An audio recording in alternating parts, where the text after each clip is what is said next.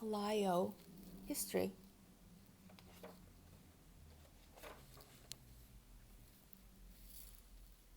Yu Kwan-sun, birth by lunar calendar, 15 March 1903, death 12 October 1920, 8:20 a.m.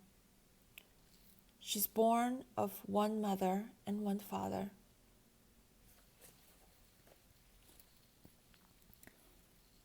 Yo, Nam.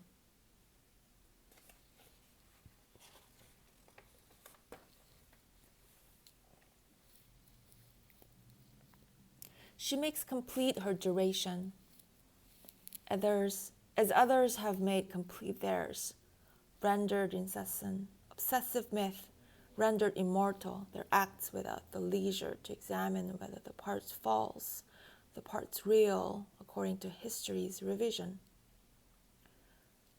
Truth embraces with it all other abstentions other than itself, outside time, outside space, parallels other durations, oblivious to the deliberate brilliance of its own time, mortal, deliberate marking, oblivious to itself, but to sing to, very softly.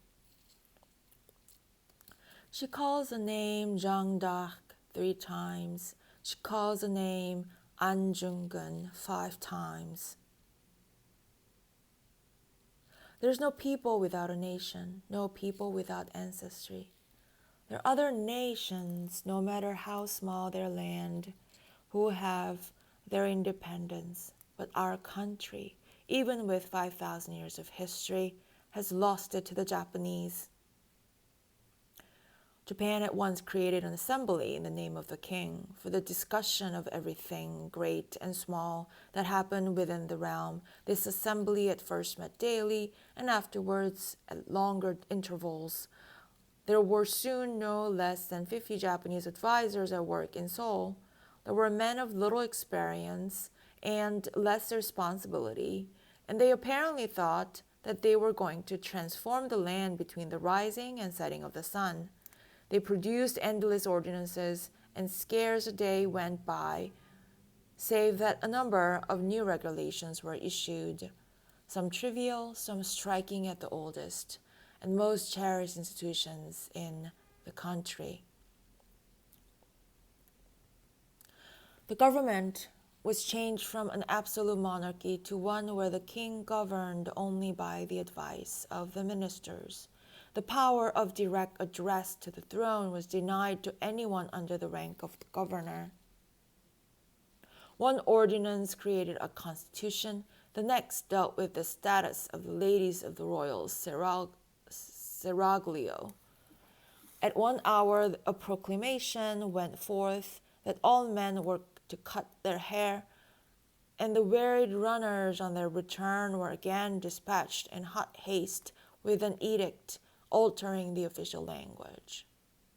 Nothing was too small, nothing too great, and nothing too contradictory for these constitution mongers.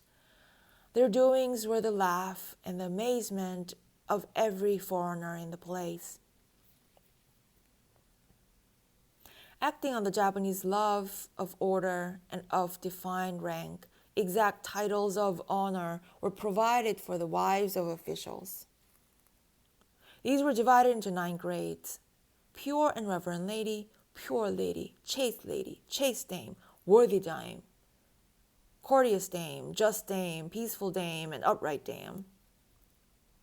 At the same time, the king's concubines were equally divided, but here 8 divisions were sufficient: mistress, noble lady, resplendent exemplar, chaste exemplar, resplendent demeanor, chaste demeanor, resplendent beauty, and chaste beauty.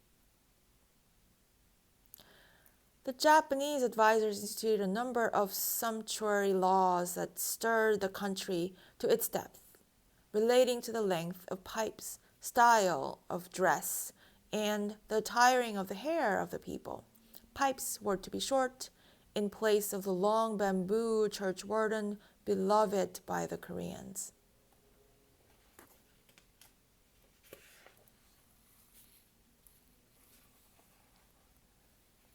Sleeves were to be clipped. The top knot, worn by all Korean men, was at once to be cut off. Soldiers at the city gates proceeded to enforce this last regulation rigorously. Kwansoon is the only daughter born of 4 children to her patriot father and mother. From an early age, her actions are marked exceptional. History records the biography of her short and intensely lived existence. Actions prescribed separate her path from the others. The identity of such a path is exchangeable with any other heroine in history. Their names, dates, actions, which require no definition in their devotion to generosity and self-sacrifice. In Kwansoon's 16th year, 1919, the conspiracy by the Japanese to overthrow the Korean government is achieved by the assassination of the ruling Queen Min and her royal family. In the aftermath of this incident, Kwansoon forms a resistant group with fellow students and actively begins her revolutionary work. There is already a nationally organized movement who do not accept her seriousness, her place as a young woman, and they attempt to dissuade her. She is not discouraged and demonstrates to them her conviction and dedication in her cause. She is appointed messenger, and she travels on foot to 40 towns, organizing the nation's mass demonstration to be held on March 1st, 1919. This date marks a turning point. It is the largest collective outcry against the Japanese occupation of the Korean people, who willingly gave their lives for independence.